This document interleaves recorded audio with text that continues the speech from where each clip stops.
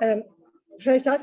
I'm really happy to welcome you all to the last lecture of the second series of webinars organized by the Deccan Heritage Foundation, the Center for Islamic Studies at Cambridge University, and Shrikanta Datta Narasimharaja Wadiya Foundation in Mysore. The lecture series were called from Malabar to Coromandel, which would be from Konkan to the Coromandel, which doesn't matter, the Deccan Heritage, Art and Culture. We hope to see you again in our third session, which will start in September 2021. We hope that our webinars have brought joy, learning and entertainment to our audiences, and in particular our Indian audiences who are going through such difficult times as we did in Europe and the US. Let's hope science will help us all overcome this problem and return to normality. Our lecturer today is Dr. Marika Sardar, a friend of the Deccan Heritage Foundation and the author of the DHF guidebook on Hyderabad and Golconda in our guidebook series.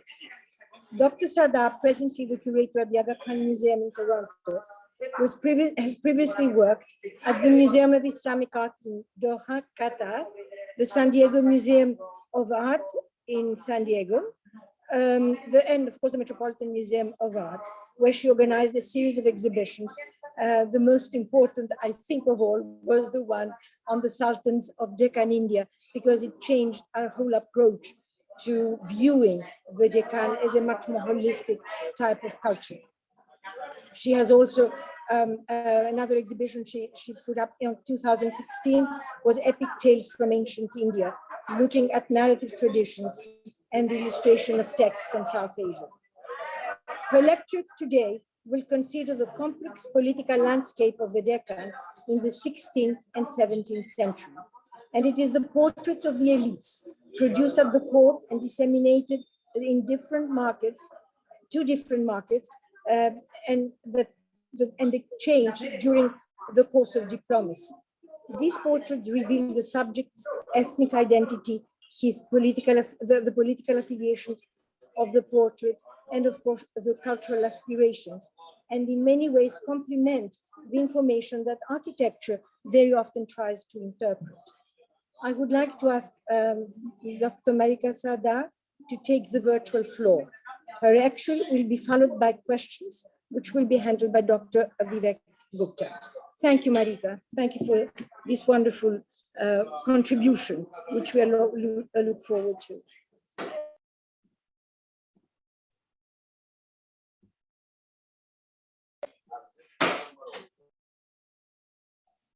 Sorry, of course, everything was a bit fiddly at the last minute with the various monitors. But thank you so much for that introduction, Helen, and to all of the organizers, in fact, for the invitation to participate in this series, and really for putting together such an interesting set of talks that have allowed me and everyone in the audience to return every other week to the world of the Deccan in a sustained way that I don't think many of our day jobs allow to really delve into a topic. So this paper is a deconstructed version of something that I've submitted to a forthcoming edited volume titled In Between Textiles, Weaving Cultural Encounters in the Early Modern World. And it's part of this series from PASL, to which fellow Deccanese scholar Yumiko Kamada is also contributing. While I proposed this to study costume in the Deccan for that essay, it was presented in a certain manner for that context, and there were certain limitations for exploring the subject. So it's very nice to have the opportunity to complete some thoughts that originated there and reconstitute, hopefully in a stronger way, some of the arguments. And it's wonderful to have such an esteemed audience for this talk. I think one of the first people that popped up on my screen was Stephen Cohen, so it's a bit intimidating, but looking forward to comments and discussions afterwards. So the idea was to focus on the textiles depicted in portraits, having been struck by the great variety of fabrics that are represented in the paintings, as well as the careful calibration in costume among the figures depicted. That this phenomenon was indeed meaningful and not simply artistic license is indicated by various examples. In the 14th century, for instance, in the kingdom of Vijayanagar, the Hindu rulers there started to wear a type of long tunic, kabaya, and tall cap, kulai, of a style introduced by their rivals, the Bahmani sultans, in order to signal their participation in the Islamic cultural system that prevailed in the Deccan at that time. Or perhaps I should rather say pertinent, given the discussion in the last seminar. And I know that Richard Eaton showed these very same images. So here in these murals, we can see the type of dress described in the 14th century sources, and that was still being worn into the following century, as depicted in a Vijayanagar temple. So the temple at Lapakshi. So another piece of evidence was a novel type of royal portrait that developed in the 17th century, in which the full line of rulers of a sultanate would appear, each in costume carefully differentiated according to the era in which they lived. Often the earlier members of the family line were shown in more Persianate clothing, as seen in the case of the founding members of each of the dynasties shown here, the Qutb Shahis on the left and the Adil Shahis on the right. And then later members wear types of clothing particular to the Deccan. Deborah Hutton has published on the Bijapur example shown here and has discussed how Yusuf, the founder of the dynasty, and each of his successors were ascribed different historical identities through the clothing or indeed the armor in which they are shown. In these details, for instance, we note Yusuf's collared tunic, which fastens down the center of the chest and is known as a peshwaz, and that it's similar in style to that of the person passing to him a key, identified as a Safavid figure. This stands in contrast to the clothing worn by his descendants, most of whom wear the Indian-style jama, a type of tunic that crossed over the chest and fastened under the arms, along with a white cap-like turban fitted with a band of patterned fabric. Finally, we notice in the way that the Deccani portraits travel after their creation that details of clothing are carefully copied time and again along with the portrait image itself. So if we have the original portrait made at the court of a figure named Aga Khan, who was a vizier to several sultans at Bijapur in the 17th century, we find that it didn't just remain at the court and only accessible to people there, but that others were able to obtain copies of these portraits, most notably the Europeans who were moving into the region and attempting to establish trading operations. They wanted to get a lay of the land, know who the most important figures were at each court. And so we have these sets of portraits that were made for them, based on the court paintings and labeled with each person's name, and sometimes also a description of their role at court. Marta Beccarini has written recently on the compilation and reception of these albums in Europe, but what I wanted to point out here is how all of the elements of Ikhlas Khan's dress were dutifully reproduced in these two albums made for English consumers on the left, and one that ended up in Dutch hands on the right, and that even acted as the basis for an engraving that illustrated a historical text written in Germany in the 17th century on the bottom right, discussing the history of Ethiopia and its diaspora. So then I started to think about what the dress in the various portraits could mean and how this related to the ethnic background of the person represented, since these divisions dominate our understanding of the politics of the various Deccani courts. During this period, the Deccan was a multilingual, multi-ethnic mix, providing a home to hundreds of newcomers, a large group of whom found positions of influence in the 5 different sultanates. Accordingly, in the local historical chronicles, there's frequent reference to the ethnic origins of the various figures at court. The main groups were the Deccanese, a term which refers to those born in this part of the subcontinent, though also, many with roots in northern India. The Habshis, referring to people from the eastern coast of Africa, and the Gharbians or Gharibans, terms in Persian referring to people from the larger Persianate sphere, Central Asia, Iran, and Khorasan. And these two terms were used respectively to indicate either a Westerner or a foreigner. At different moments in the history of the Deccanese sultanates, these factions enjoyed varying levels of favor, and they alternately allied and vied for power. This phenomenon has been discussed largely on the basis of historical texts of the period, and the terms, primarily in Persian language chronicles, used to describe different figures at court. But I think now, having gone through the exercise of re-examining the portraits, that we can also say that dress played a critical part in defining the identity and status of each of the ethnic groups in relation to each other.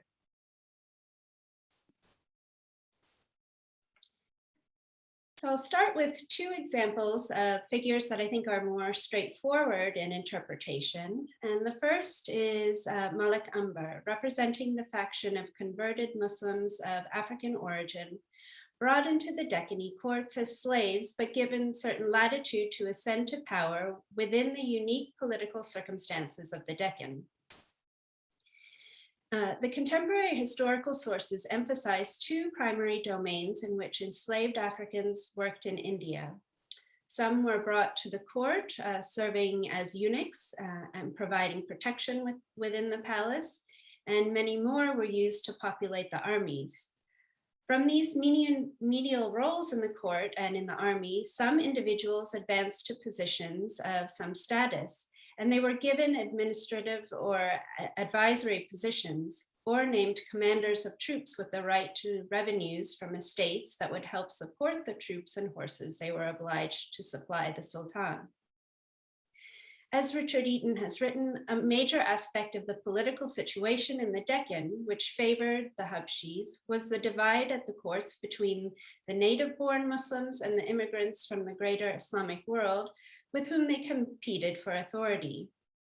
While the Africans are known to have often sided with the native Indians, the Deccanese, they did fall somewhat outside of either party and could navigate the spaces in between, changing allegiances as politically needed. So these are the larger factors which allowed for the rise of a figure known to history as Malik Ambar, the man who's been on your screens for quite some time now. Born in Ethiopia in 1948, he eventually ended up in Ahmednagar in the early 1570s. After the death of his owner, Malik Ambar was freed, and he built up his own corps of African slave soldiers, becoming more and more powerful within the Ahmednagar state. His rise coincided with a perilous time for the Sultanate. The Mughals had, from 1586, been pressing down on its territory since it was the northernmost of the Deccan Sultanates. But until his death in 1626, Malik Ambar was able to prop up the Ahmednagar state with a series of puppet sultans. Many images of Malik Ambar survive, but this one seems to be the key to all the later versions. It's a portrait believed to have been made at the Ahmednagar court from direct observation. From this image, dozens of copies were made, most notably those created at the Mughal court by the artist Hashim, apparently on the order of Jahangir. They all show their subject against a plain ground in profile, a view of the man that shows his unmistakable aquiline nose and rounded stomach. Portraits of other prominent Habshi figures are also known. From the portrait of Ikhlas Khan that we looked at earlier, to these additional examples. And in all of them, the men wear a similar kind of dress, a long jama made of sheer white fabric over tightly fitted pants. This muslin fabric is remarked upon frequently by European travelers to India in the early 1600s, who refer to it as baetia in Portuguese sources and baetia or serboff in English and French sources. They describe it as, quote, a fine slight stuff or cloth whereof the Moors make their kabais or clothing, end quote, thus connecting it especially to the Muslim population. They also marvel at the quality of this cloth, quote, so fine that it is difficult to say whether a person so attired be clothed or nude, end quote. They mention various places where this type of textile can be obtained, including Burhanpur in Madhya Pradesh in our part of India, Nandurbar in Gujarat, and Bengal, although the latter was associated with the cloth of the highest quality. And today, this is where we tend to assume all such textiles come from, though the references to Burhanpur and Nandurbar are intriguing and deserve further research. This association with Bengal likely comes from the Mughal sources, which, for instance, mention the Bengali town of Sunargaon as a source of the, quote, royal muslin presented to Emperor Akbar in 1572. This textile derived its superior attributes from the cotton of which it was made, the way the cotton threads were spun, and the humidity and temperature levels in which these activities were undertaken. Any variation in the spinning technique or a fluctuation to colder or drier conditions would have resulted in a coarser fabric. The cotton was woven on pit looms and was extremely time-consuming to produce, the expenditure and labor being reflected in the cotton's high prices, comparable to those for silks. From Bengal, the muslins traveled widely abroad, and within India were favored at the Mughal court as well as in the Deccan. The examples that you're looking at now are from a later period. I don't know of any 17th century garments that survive, but they give you a sense of the fineness of the textile on the left and how it could be tailored on the right. The mode in which Malik Ambar and his brotherhood of elite Africans from other Deccani courts chose to dress tends to support earlier assessments of their integration to the Deccani scene. As Richard Eaton has said, they, quote, readily assimilated into Deccan society, embracing its regional culture and its vernacular languages, end quote. And this may be contrasted perhaps to the Persian immigrants in the Deccan, although of course we cannot generalize about their overall approach. By choosing the white jama as the main element of costume, though sometimes enhanced with vests or sashes, they signal their alignment with the Deccani sultans, many of whom, through the mid-17th century, also dressed in this style, as seen in this portrait of one of the rulers of Ahmednagar, who, among many others, dressed in that very same fashion. Most critically, the thin white jama might have had additional valences of meaning to the Habshis who wore them. In Ethiopia, this kind of textile was specially imported from India and was worn by the elite. Seble Wongo, empress of wife Emperor Lebna Dengo and mother of Emperor Gelawondos, is described in an account by the Portuguese adventurer Miguel de Castanhoso as wearing a flowing silk quote over what he describes as a very thin white Indian cloth. As further signs of the cloth's esteem, the Portuguese also note that traders at the Ethiopian ports pay a large sum of cotton cloths from India to the emperor for the customs which they levy in the port.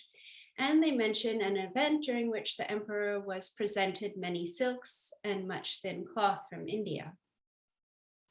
Finally, we have the description from another member of Castanhoso's mission who described seeing in the Gafat region of Western Ethiopia, quote, cotton cloths as delicate as cinnabafas and baetias, so fine that a length of 30 or 40 ells could be held between the hands, end quote. It would have therefore been a form of dress that had resonance with a particular faction within the Deccan, and in addition to its wearers, and it would have held more generally connotations of royalty, power, and wealth. Another cohort on the Deccani political scene was the coterie of immigrants from Iran, or Greater Iran, who, despite their newcomer status, were also able to attain positions of power and wealth in their adopted home. H.K. Sherwani and Sadiq Makfi were among the earlier scholars to describe this phenomenon, and more recently, Richard Eaton, Sanjay Subramaniam, and Emma Flatt have examined different aspects of their arrival in India, while Keelan Overton's edited volume that came out just a few months ago looks at the cultural products of the connections between the two regions. As revealed in their work, the history of an Iranian presence at Deccani courts stretches back to the reign of the Bahmani Sultanate. And by the early 16th century, it is estimated that between 10 and 12,000 Iranians were resident in the Deccan, partially as a result of the active recruitment of people during the Bahmani period. The attraction for the Iranians was the wealth of the Deccan and the potential for advancement, which many felt was lacking in the political environment of Iran at that period. Among these hundreds of men arriving annually from Iran, several dozen served as ministers and ambassadors at the Deccani courts and found patronage as historians, artists, and calligraphers. Tomé Pires, the Portuguese traveler in the Deccan in the early 16th century, went so far as to say that the court that has the most of these people was the most powerful. So in Golconda, for instance, the founder of the ruling dynasty had himself immigrated from Iran, and Iranians were always welcomed, resulting in the rise of figures such as Sheikh Mohammed ibn Khatun, a respected advisor to the Sultans Muhammad and Abdullah Qutb Shah. Sanjay Subramaniam would place the groundwork for his success actually in the period of Ibrahim Qutb Shah, who ruled from 1550 until 1580, and who repeatedly sent missives to the Safavid monarch Shah Tahmasp, and is said to have given extensive patronage to migrant Iranians. The same is true of his successor, Muhammad Quli, who ruled from 1580 until 1612. Sheikh Mohammed ibn Khatun was therefore among a rather sizable group of Iranian men who held sway at the Golconda court. He is believed to have arrived in Hyderabad in the year 1600, and in 1616 was selected to travel as ambassador to the Safavid court, what turned out to be a 9-year sojourn. On his return, the Golconda kingdom was at this point under the rule of Abdullah Qutb Shah, who named him to the post of Peshwa in 1629. However, there were rumors about his conduct, and he was put under house arrest, so to speak, in 1632, but was cleared in 1634, reinstated as Peshwa, and soon thereafter given the additional role of Mir Jumla. And in short order, Abdullah is said to have essentially handed over the reins of state to him. During this period, he produced commentaries on the Quran, as well as works of philosophy and mathematics, and he composed poetry. So others, so let's see. He is the gray bearded figure seen in this painting, and others have suggested that he appears in this image, but I'm not sure that I believe with that supposition. So returning to the image we started with, the identification of him was made by Robert Skelton on the basis of Ibn Khatun's appearance in later portrait albums, which carry inscriptions in Persian next to a figure with similar facial features and a style of dress.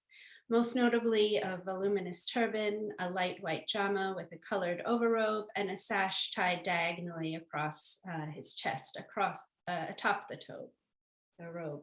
And I just forgot to mention with this one, I know that there is much controversy over the dating of this painting and who the monarch represented is.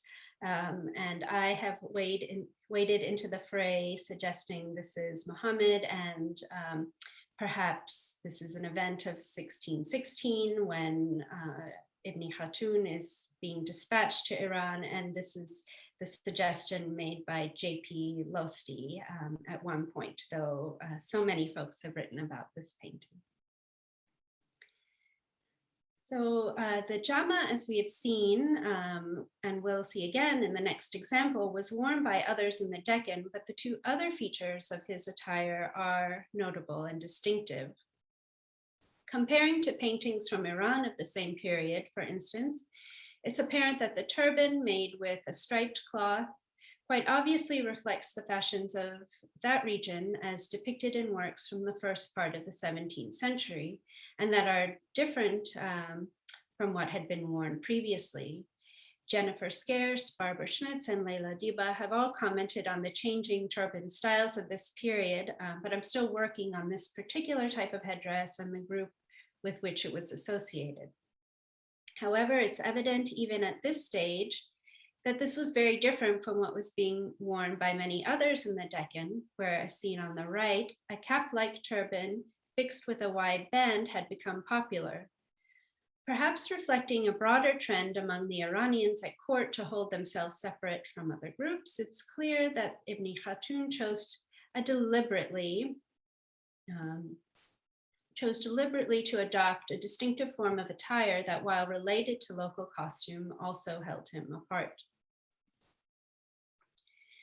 Though, of course, the Iranians at court did not all form a single cohort, and there are examples of men from different ethnicities or geographical regions coming together against what we might flatly call their fellow Iranians. And indeed, the Qutb Shahis themselves were specifically Turkmen of the Karakoyunlu line. But there is much evidence that their dress was unique and was also recorded as such in the portraits of other Iranian men at court. As for the textile itself and where it might have come from, this is also under research. Many examples of striped cloths from Iran from a slightly later period are known, when they were used for trousers in particular. So I'm still searching for appropriate examples of an earlier period that also have the lightness and suppleness of the turbans depicted, or indeed for possible manufactures from India as well. So now we move to the example of Ibrahim Adil Shah II, who ruled the Sultanate of Bijapur from 1580 until 1627, and who I posit here as representative of the Deccanese circle at court. His portraits have, of course, been examined in quite some detail. Ibrahim is an intriguing figure, and his images form an intriguing body. His features and body type shift slightly in every representation, and this is especially notable in the contrast between these two paintings. And although he comes across as an artistic soul, in these two portraits, for instance, he is shown with musical instruments, and on the right, even performing. He is seated outdoors, strumming a tambour, while an appreciative audience appears to clap and sing along. This association is underscored by the henna staining of the tips of his fingers, a practice of musicians of the time, more visible in other portraits, and the strings of beads around his neck, made of the dried berries of the Rudraksha tree and markers of Hindu aesthetic figures. As seen in the painting on the left, the Sultan is typically shown wearing a light white jama, a shirt-like garment that we've seen now a few times, but here that extends all the way to the foot. In other paintings, as on the right, the jama is colored and appears to be made of a thicker material, perhaps intended for cooler weather. This is worn over tightly fitted calf-length pants, which are sometimes visible underneath the jama. This type of jama found broad popularity in the Deccan in the mid to late 1500s, as we see in these portraits from the Ahmednagar, Bijapur, and Golconda courts. It was a relatively recent fashion, and its adoption by the Deccanese sultans seems to have marked a break from the types of tunics worn by those in power in the early part of the century, although the evidence on that point in the form of posthumous portraits is not ironclad. And certainly later in the century, it falls from the annals of fashion. But of all these elements, the most striking aspect of Ibrahim's dress are the heavy gold brocaded shawl, sash, and turban wrap that he wears almost uniformly. These accessories are gorgeously patterned in stark contrast to the plain, if fine, jama. Many of the paintings show quite clearly a design of horizontal panels delineated by black or red bands and filled with diamond-shaped motifs. And this carries the full length of the sash, even around the waist, where presumably a heavy brocade would have hindered wrapping in time. While other Deccanese sultans wear related fashions, these brocaded elements with this type of patterning are particular to Ibrahim's dress and only certain other Bijapuri courtiers, as seen in the painting on the left, which is distinguished from the dress of others at court, as seen in the painting in the middle, representing a cleric and whose dress specifically relates to that status.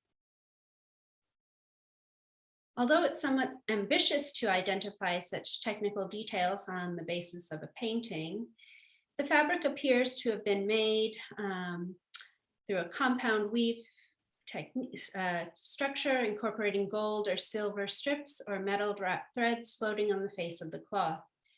Therefore, production of the fabric was an arduous proposition, starting with the manipulation of the metal into a form that would allow it to be woven by beating and drawing it into thin strips that could then be wrapped around a silk thread, followed by the setting up of the draw loom in order to create these particular patterns, and the slow and laborious process of weaving the complex pattern. In the late 16th to early 17th century, when Ibrahim was in power, production of this kind of textile was well known to be a specialty of Iran, and the sash on the screen now is from there, as is this example. As documented in many sources of the period, raw silk from Iran was a major source of income for the state, and woven silk fabrics were distributed far and wide, including to India. This is confirmed in the written accounts of men such as Raphael de Mons and Jean Chardin, living in or visiting the Safavid realms at about this time, who commented on the production there of gold brocades and velvets, and more to the point, their export to India. In India, the production of brocaded sashes can only be documented by the late 17th century, yet written references to sashes being made earlier on are intriguing. For instance, in 1611, when passing through Burhanpur, the Englishman Jean Jourdain states that, quote, "It doth abound in making of several kinds of textiles, including girdles of silk and gold," end quote, and that trade with the rest of the Deccan was continuing despite the fact that the Mughals were at war with the Deccanese sultanates. He also notes that Siranj produced rich sashes with silk and gold, and that the Adil Shahi kingdom itself yieldeth store of all sorts of fine clothing, as sashes and many other sorts. Many cities in Gujarat were also renowned by this time for the fine fabrics they produced. Among these were silk textiles made with gold from Ahmedabad, described by the Mughal chronicler Abul Fazl at the end of the century. And there are examples like this sash in the Metz collection that may be an example of this production, though its patterning is not produced through weaving, but rather with gold that is stamped onto an adhesive onto the surface of the cotton textile. There are technical features that distinguish Iranian and Indian production of the late 17th century and later, documented by Milton Sunday, Nabucco Kajatani, and Rahul Jain, first identified the use of different weaving structures and other features that allow us to suggest a particular place of manufacture. And there are design features that distinguish them as well. While many Iranian sashes are brocaded with geometric panels for their entire length, as seen on the top here, most Indian ones have floral end panels and incorporate a length of plain woven cotton or silk where the garment would have been wrapped around the waist, as seen on the bottom. But without surviving examples directly associated with Ibrahim's court, it's quite impossible to determine where the ones depicted in his portraits were made. So although we can't be sure of the source of these textiles, I think that this form of dress reflects Ibrahim's and the related courtiers' status as Deccanese. While Ibrahim's family, the Adil Shahi line, was of Persian extraction, between the time of their arrival in the Deccan in the late 15th century and the time of Ibrahim's birth a century later, there had been various levels of integration which could be observed in many facets of court life. The family had brokered marriages with the daughters of prominent Hindu families, among other strategic-minded unions. And Ibrahim, of course, had been born in the Deccan and spoke with ease in Marathi, one of the regional languages in the Adil Shahi domains. From the beginning, the Adil Shahi administration had come to accommodate many features of previous systems of rule, such as assigning land rights, collecting taxes, and selecting officials from among the clans that had held positions of power under previous regimes. But perhaps most indicative of their sense of belonging to the Deccan was the way in which the Adil Shahi sultans positioned themselves in relation to the great Chalukya dynasty, a line of Hindu sovereigns who ruled between the 10th and 12th centuries and whose territories had been roughly equivalent to those of the Adil Shahis. And this is discussed in depth in Richard Eaton and Philip Wagner's 2014 book, Power, Memory, and Architecture, Contested Sites on India's Deccan Plateau. Furthermore, Ibrahim's government included a greater proportion of Deccanese than previous sultans, with the result that the Sultanate is said to have had a more indigenous character than before. And his reign coincided with the rise of Dakhni, which became prevalent in court discourse and enjoyed popularity as a literary medium with the composition of such works as the Kitab-i-Nuras and the Painting. The paintings from this form of dress date from about the 1590s until the 1620s, a crucial period of Ibrahim's reign during which time he distanced himself from the regents under whom he initially ruled and established his court as being open to cultural influences of all kinds. Ibrahim's combination of the jama, along with the brocaded silk, both possibly locally made, along with the beaded necklace of a Hindu devotee, could be contrasted to what others at court were wearing, and perhaps were the visual markers of the political balancing act that he maintained, to use Keelan Overton's phrase. This might be contrasted with a change in attire that took place later in the 1620s, when it is said he formed a relationship with the religious figure Shah Abdullah Idris of Aden, who convinced him to stop wearing the Rudraksha beads and to take up a more sober Arab-style dress, a historical note that both Richard Eaton and Bruce Wannell have pointed out. This is not to say necessarily that he moved to less inclusivity, but the outward manifestation of his cultural alliances had shifted. Finally, I wanted to turn to the example of a female figure at court, in this case, a 16th century queen of Ahmednagar. Alongside the Iranian men coming to the Deccan in droves, we mustn't overlook the Iranian women who also ended up there and who were occasionally chosen as wives for the sultans or their offspring as a way to further cement the ties between the ruling royal families and these prominent newcomers. Among many examples is the young woman married to Sultan Hussein Nizam Shah of Ahmednagar, known to history as Khanza Humayun. Khansa Humayun is said to have descended from the line of Sultan Jahan Shah of the Karakoyunlu dynasty. And after being removed from power, members of this family fled Iran for India, and Khansa Humayun's branch eventually arrived at Ahmednagar. In order to ingratiate himself at court, her father offered his daughter in marriage to Sultan Hussein, who ruled from 1553 until 1565, and who is pictured here. With the family's distinguished lineage, this must have been an attractive proposal, and the family's integration into court affairs is further attested by the prominent role her three brothers also played in advising the Sultan. With Hussein, Khansa Humayun had three children, including two sons who would go on to rule as Sultan.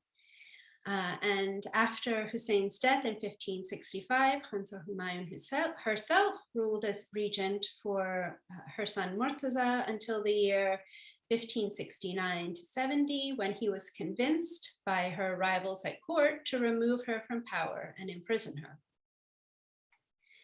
Khansa Humayun is unusual in many ways. There are other powerful women who also served as regents and who are mentioned in the written historical records of the Deccani courts, but she uniquely makes an appearance in paintings made during her lifetime. So what you're looking at now is folios from a manuscript called The Chronicle of Hussein Shah, the Tarifi Hussein Shahi, written in Persian by the court poet Aftabi and dedicated to Hussein. The verses include a lengthy description of Khansa Humayun's physical attributes, as well as a description of the royal wedding, a section of the manuscript in which 5 paintings depicting the queen were included. However, attempts were made, quite likely after the queen's imprisonment, to cover over or scratch out her image in 4 of those paintings. So if it isn't clear, this is her sitting next to Hussein, but she's been removed and partially turned into a pillow. Sorry. So this painting and the next fall into a section of the poem extolling the beauty and charms of the queen. So in the one we've just been looking at, sorry, I'm a little bit off. This one, they are appeared seated together in a pavilion, while on this one, they are seated outdoors in a garden. And after this point, after meeting and falling in love, Hussein asks his viziers to arrange a marriage. And so the bride arrives for this ceremony in this painting. And she appears in a now familiar composition in one final image here. And I know I've moved quickly through these paintings. We'll be looking at them in a bit more detail shortly. And these all fall in the manuscript before the Sultan heads out to lead a major battle against Vijayanagar, in which the rest of the illustrations relate to. Now, despite the attempt at erasing the queen, we regain some visibility of Khansa Humayun through the flaking of the later overpainting and with the emergence of the underlying pigments through the upper layer of paints. In this picture, for instance, we can discern that Khansa Humayun sits on Sultan Hussein's left, grasping his hands, his one hand. Her knees are bent with the right leg laid down and the left leg, now patterned as a cushion, upright, knee in the air. She wears a voluminous orange robe with a blue cloth belt at the waist, the brushstrokes used to indicate the gathering of cloth now visible through the overpainting. This is worn over a tunic, the extended fabric of which is indicated by the triangular shape extending between the queen's feet down here, which falls over the yellow textile on which she and the Sultan are seated. She also appears to wear a veil made of a lightweight white cloth.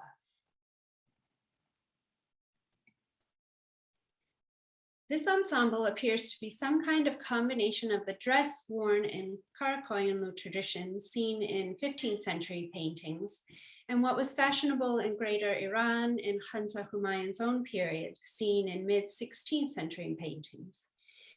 In these images, the women wear a long, loose garment that comes down to the feet and has a slit between the legs to ease movement. This is worn over trousers and under a robe with either a V-shaped neck or an opening down the front fastened with loops. In many examples, this overrobe has short sleeves and sometimes, especially in paintings of the late 16th century, is accompanied by a cloth belt around the waist, both of which features can be detected in the Khansa Humayun portrait. Now, in the next set of paintings in which she appears, the 4th, 5th, and 6th in the manuscript, Khansa Humayun's costume appears to have transformed. In this remarkable image, she is depicted as the Dohada, a composition with a long history in India that shows a woman grasping the branch of a tree, causing it to burst into bloom. In this painting, which has not been damaged, perhaps not having been recognized as depicting the queen herself, since it is such a generic representation, she wears a yellow choli and an orange and red striped sari with gold patterning.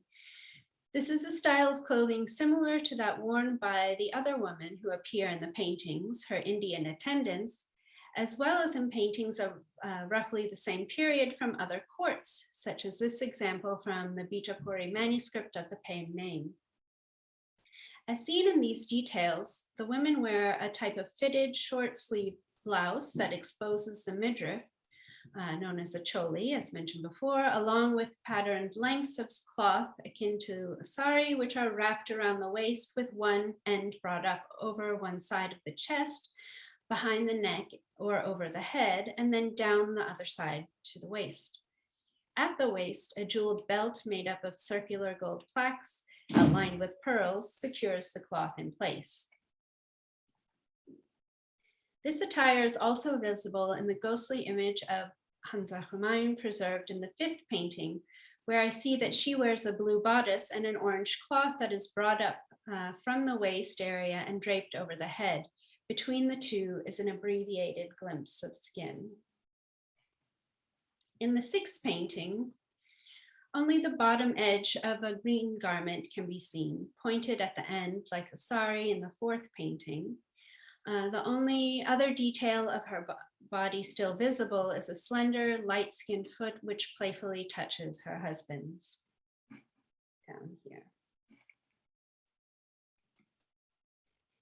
If a change in clothing can indeed be traced with a further study of the paintings under a microscope, this would indeed indicate a remarkable act of coding whereby the artist has used the depiction of clothing to at first mark Khansa Humayun's foreign origins and then her integration into Deccanese society, culminating in her incarnation as a quintessentially Indian type.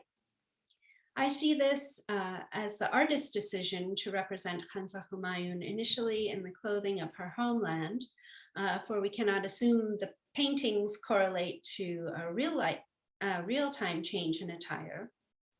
And then the artist making a marked switch in how she was represented in order to establish her as a woman of status within the local culture. As far as what these garments were made of and where they might have come from, I see fabrics dyed in a variety of colors and decorated with repeating designs, some printed or resist dyed, or as it appears in other instances, stamped with an adhesive and then gold foil. Patterns of dots, cross-shaped motifs, and stripes are detectable. And to my mind, these resemble the many 15th to 16th century block printed fragments made in Gujarat and known primarily in the context of their trade abroad, but that also circulated within India itself. Perhaps in this period before the Deccan became known for its own production of printed cottons, the women imported cloth from the Sultanate just to their north. So if you followed me along this journey and can see the same things I have discerned in the paintings, I think that first they demonstrate the appetite and appreciation in the Deccan for many different kinds of textiles made from silk, cotton, and precious metal, and patterned in an array of designs. While it was busy creating dyed fabrics that were sought in many parts of the world, it is interesting to think about the Deccan as a place of consumption for textiles as well, and to start thinking more precisely about where all of these fabrics have come from. Secondly, it's significant that textiles played a role in enunciating this cultural difference, how the orchestration of the visual cues of fibers, their weaving, patterning, and tailoring helped express something about identity, that ethnicity was understood as something consequential to convey as part of the notion of identity, and that it could be encoded in this way. I think there's much still to consider in this area, and in our collective examination of Deccani portraits, this seems to be a fruitful avenue of research, perhaps next moving on to the Hindu figures at court, such as the brothers Madana and Akana, ministers to Abu Hassan Qutb Shah, who make their own appearances in several of the portrait albums of the day. So that concludes the talk, but before turning over to questions, I wanted to thank all of the people who helped with research. This paper was written entirely during the COVID period.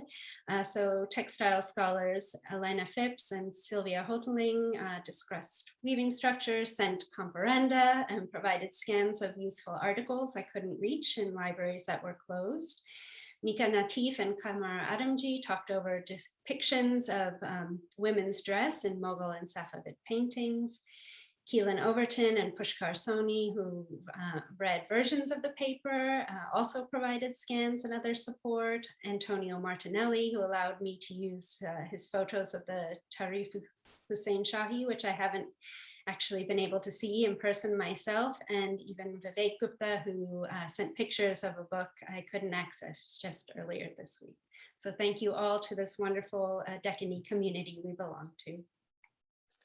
Thank you, Marika, for such a wonderful lecture.